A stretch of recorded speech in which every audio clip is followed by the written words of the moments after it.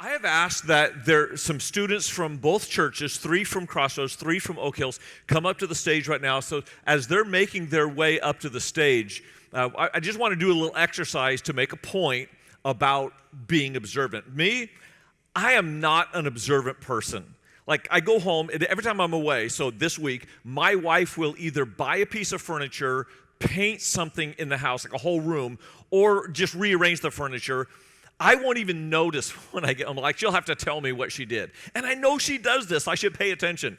She goes and gets a haircut, comes home like 3 days later. Is your hair different? Yeah, I cut it. But ladies, in my defense, when you talk about a haircut, you're talking about like taking an inch off your hair. That's not fair. If I took an inch off my hair, it would be noticeable. But anyway, I'm defending myself. I don't need to. Welcome, guys. Tell me your name and where you're from. I'm Ethan. I'm from San Antonio, Texas. Ethan from San Antonio, Texas. Yes, sir. David from San Antonio, Texas. David from San Antonio, Texas. Caleb from San Antonio. Caleb from San Antonio, Texas. Trey from Crossroads. Trey from Crossroads. I'm Andrew from Crossroads. Andrew from Crossroads. Cappy from Crossroads. Our only lady represented up here. So what I'd like to have you guys do is come center stage. All of you come center stage. And I want you, 3 from San Antonio line up here, facing that wall. The 3 from Crossroads, just go face to face with them. And what I'd like you to do is just introduce yourself to this person. Okay, now go back to the center. You'll go back to the center, so you're fairly close to them, and turn your back to them. And I just want to do a little interview to see how much you notice. Can you guys see these guys here? Actually, if you could just take 1 step forward, if you could take 2 steps forward, and just turn your left shoulder in just a little bit so that they can see you. I want to see how observant you guys are. Are you ready? What is this young man's name? Ethan. Ethan. Can you tell me what he's wearing? He's wearing a gray shirt with a red and black logo, red shorts, black and red and white shoes, and a navy blue hat. Whoa! What? Hey, no. You're peeking. What's she wearing? She's wearing a green shirt with black and white Adidas. You ready, man? You sure? No peeking? Are you looking at the screen? I'm not trying to. Okay. His name is David. He's wearing a hat, and glasses, a polo shirt, a button-up shirt, and then shorts. I don't know what shoes he's wearing, though. So. What kind of shoes? I don't know. I didn't look at these. No, I couldn't hear his name. Couldn't hear his Yeah, name? I'm partially deaf in both ears, so I can't really hear. Do you know what he's wearing? I think it was like a gray shirt, shorts. I'm pretty sure he had like shorts on or something. Is he? Okay. Is he wearing a hat? No hat. He has black hair. It's short. Is he taller than you or shorter very than much you? taller. Yeah, he's taller. His name is Trey. He has a red hat and gray camo shirt on. That's pretty impressive.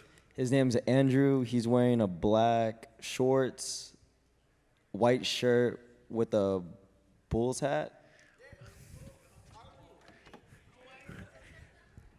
Were you peeking?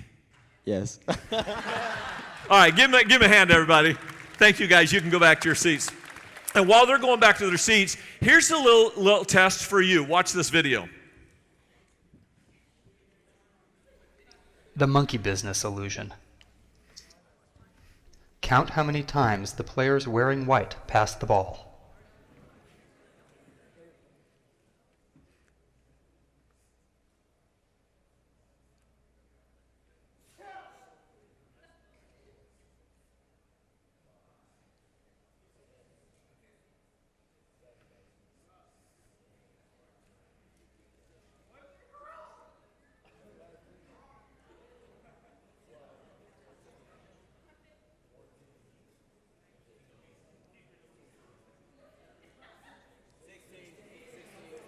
The correct answer is 16 passes.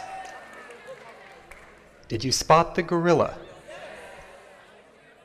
For people who haven't seen or heard about a video like this before, About half missed the gorilla. If you knew about the gorilla, you probably saw it. But did you notice the curtain changing color or the player on the black team leaving the game? Let's rewind and watch it again.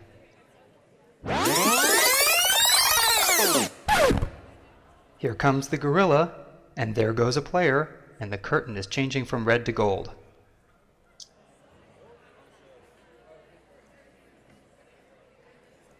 When you're looking for a gorilla, you often miss other unexpected events.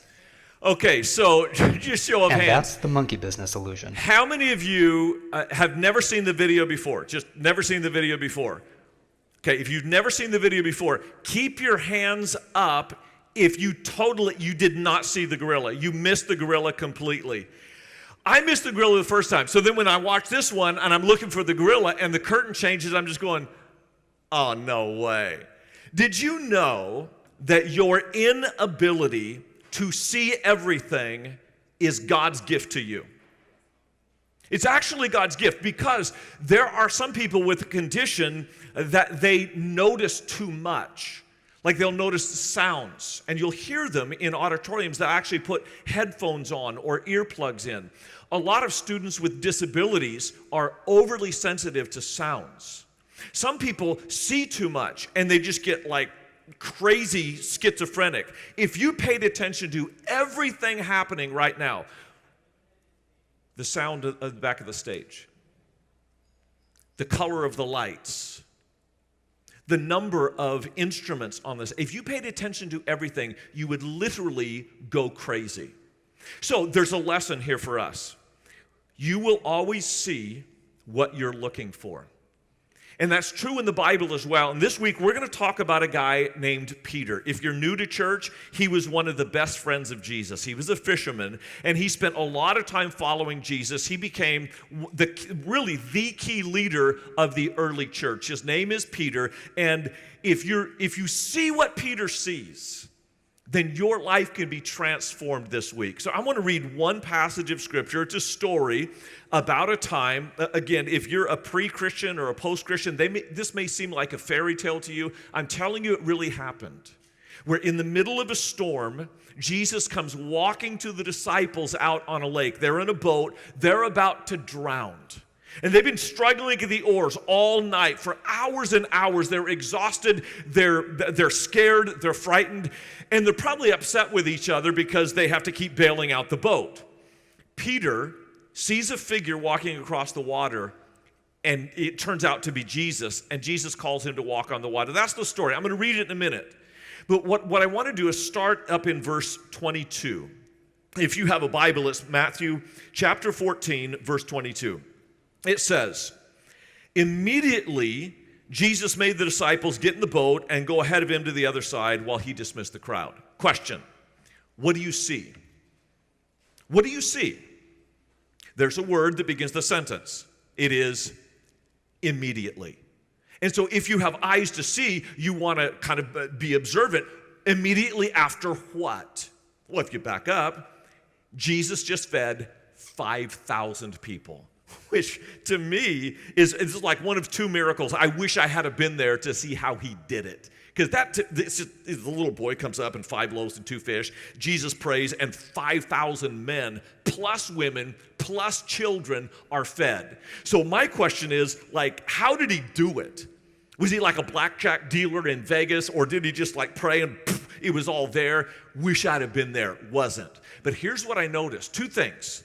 At the end of the story of feeding 5,000, it says in verse 20, they all ate and were satisfied, and the disciples picked up 12 baskets of pieces, broken pieces that were left over. The number of those who ate was 5,000 men, besides women and children. Now, again, the rule of the day is you see what you are prepared to see. You see what you want to see. As Americans, we count stuff. So when I say there were 12 baskets, in your mind you just go 12. 1, 2, 3, 4, 5, 6, 7, 8, 9, 10, 11, 12. But the Jews didn't always count as much as they weighed numbers. So for an American, they ask, how much is it? how many people could it feed? How big were the baskets? We want to know how big it is. But for a Jew, they want to know how much it weighed. Not literally, but in the sense of 12, 12. If you're a Jew, what does the number 12 mean to you? 12 tribes. And so they're going, now wait a second. Jesus comes in and he feeds 5,000, but there's 12 baskets left over, one for each of our tribes. And when it says 5,000, what do you see? You might just see a whole bunch of people. We got about 500 people in this room. Multiply it by 10, that's the number of men. Multiply this room by 30, and you have the number of people. But if you see 5,000, why just men? It's not because they're chauvinistic, although they probably were. But the reason they just mention men is because in an army, only men are counted. And when you see 5,000 men, it's actually in the Roman legion what's called a legion. And you look at all these men and you just go, wait a minute, Jesus is like, he's ready to make a march with an army behind him. And that's precisely why, my friends, in John chapter 6:15, where it tells the same story, it says the people wanted to make Jesus king by force. They're going, dude, I mean, you fed us. We want you to be our king. A lot of people love the government to provide for him. It's nothing new. And Jesus is giving food to his new family. And they're going, hey, we're an army, man. We will march behind you. We will go straight to Jerusalem with you. We will storm the temple. You take over, kick out the Romans, and we will be your people. That's Jesus as king. Now, here's what I want you to see. Because we only see what we're prepared to see. And that's true when it comes to Jesus. People tend to see in Jesus what they want to get out of Jesus. And if that's what happens, you are going to miss the power that he has to change your life. So let me just put Peter off to the side for a second and talk about you. Because obviously I don't know you very well yet. Hope to by the end of the week. I'm going to be around at meals and on the beach and sessions like this. And I would love to hear some of your stories. But here's the stories I know from my church. Right now, there is a young woman. Her mother's name is Courtney. Courtney is an ex-alcoholic. She's been dry for about 2 years. She's now on our staff. She got remarried to a man who is an Iraqi Christian. And his wife, his first wife, actually has a mental disorder. When they got divorced, he had to put her in an institution. Some of you have parents with mental disorders. And Courtney's stepdaughter, she's 15 years old. Like many of you are 15-year-old females with parents who have difficulties. Maybe it's a mental disorder, maybe it's an addiction, maybe it's poverty. But because of that stress, this girl had been living with her mother. She started cutting. And cutting is a problem, but that's not her biggest problem. Sleeping around with a boy who is just bad news. And so I understand the stress of this girl, and I don't know if she's cutting because of her mother's mental disorder, or if she has her own mental disorder that led her to cutting. I don't know that. All I know is she's struggling. Edwin is another kid in our church. He's 15 years old. Good kid, tall. Girls, you'd love looking at him. He's a cool kid, but man, he's in turmoil right now. He is the oldest of 7 children. It's not a blended family either, like 2 biological parents still married and apparently really loved each other and big family. His father is 37 years old. In January, he just died. Instantly, just as a brain aneurysm. No warning, no preparation, no problems in their marriage. They had a loving nuclear family, and all of a sudden, Edwin, at 15, is the man of the house. Man, that's too much pressure. There's another buddy of mine. I'm just going to call him Mike. Mike just moved back into town. He's a worship pastor who left his ministry because his daughter, now 17, was sexually abused. Not in the church, at school. But it was a Christian school connected to the church. And you put your kids in a Christian school because you think, well, they'll be safe. She wasn't raped, but everything up to it. The man who abused her is now in prison. Not because of what he did to her, but what he did to other girls after her in another state. He was a predator. And so my friend, and we just had dinner the other night, and his daughter, beautiful young girl, 17 years old, has multiple boyfriends and sleeps around with all of them. Now, my question is she being promiscuous because of what happened to her? Or was it preceding that? Now, all of that to say, I don't know your story, but I know your stories. And in this room, I don't assume with any one of you that the biggest thing on your mind is a video game, a girlfriend, or prom. And this week, you're going to confront some of the major storms of your life. This week, many of you are going to find healing. Many of you are going to find salvation. Many of you are going to find hope and a new trajectory if you can see Jesus in the middle of your storm.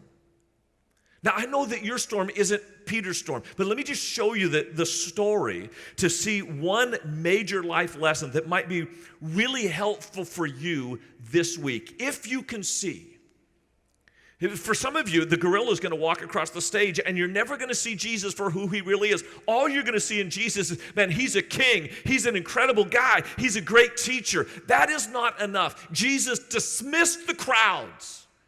They said, we want to make you king. He said, no, I don't want to be your king. What do you mean? Why not be a king? It would be kind of like if LeBron James came in the room right now, LeBron James, and you said, hey, do you want to be the captain of our high school basketball team? No, he doesn't. For you, that'd be a great honor. And you think, well, I'm going to give you a compliment. We're going to make you our captain. No, he doesn't want to be your captain. Jesus is not a king. He is King of kings. He is Lord of lords. And if all you see in Jesus is what you can get out of him, in the good times, if you just see him as a king, in the bad times, you will only see him as a ghost. Let me explain. Verse 25, shortly before dawn, Jesus went out to them walking on the lake. When the disciples saw him walking on the lake, they were terrified. It's a ghost. Why do they think Jesus is a ghost? Because they don't believe he's God. And if you have eyes, like if you can see this, you've got feeding of 5,000, walking on water. Feeding of 5,000, walking on water. What does that remind you of? What do you see there? You know what I see? Genesis 1:1 and Genesis 1:2. In the beginning, God created the heavens and the earth. That's what Jesus did with the bread and the loaves. He just created. Genesis 1:2, the Spirit of God was hovering over the chaotic waters of creation, bringing order out of it. And that's what Jesus is doing right now. He is God. He's trying to tell his boys, I'm not a king, I am your God. And if you don't see him as God, you're going to see him as a ghost when you're in the middle of your storm. He's going to be far away. He's going to be frightening to you. You're going to be terrified of him when he wants to embrace you in the storm. Here's another lesson. You got to see this. Lord, Jesus immediately said to them, take courage, it is I. Don't be afraid. Notice, he didn't say, men, I can calm the storm. Because what you need, whatever your storm is, maybe it's Edwin, maybe it's this girl who's a cutter, maybe it's someone who's been abused. Whatever your storm is, what you need is not for the storm to go away. You need to see Jesus in your storm. And here's why. Lord, if it is you, Peter replied, tell me to come to you on the water. One word response, come. Can you hear Jesus saying that to you right now? Come. Come to me. I know the storm is raging. Come. And Peter, what a moment. He puts his hand on the side of the boat and like one foot goes out over the boat. And the waves are still, like he's up and down in the waves. And at some point, he just gets his footing on the water and throws the other leg over, and he's standing on the water. And he starts to come to Jesus on the water. He's walking on water. And then a wave smacks him upside the head, and he goes, whoa, whoa, whoa, wait a minute, where am I? I am in a storm, and I'm outside of my boat. And here's what, you gotta see this. It's like a gorilla walking across the stage. If you don't see it, you're gonna miss the power of Jesus. Peter thought, the other disciples thought that their security was in the boat. As long as I can control my environment, as long as I can stay out of the water, that is not where your security is. Jesus is your security. He's standing there, and the wave is blowing and doesn't knock him over. The waves are crashing, and they don't move him off center. What is being moved is the boat. Your insecurity in life is when you try to control everything on your own. But if you can step out of the boat and come to Jesus, listen, are you going to fall? Yes. Yes, people sink in the waves. But if you sink next to Jesus, he grabs your hand. Your security is not in what you can control. It is in connection to Jesus. And my prayer for you is that somehow this week, and maybe it's on a beach, maybe it's over a meal, maybe it's a conversation with a coach, and maybe it's late at night, just a circle of your friends, that your storm, you invite Jesus into it. Because in the midst of your storm, if he is there, you are secure.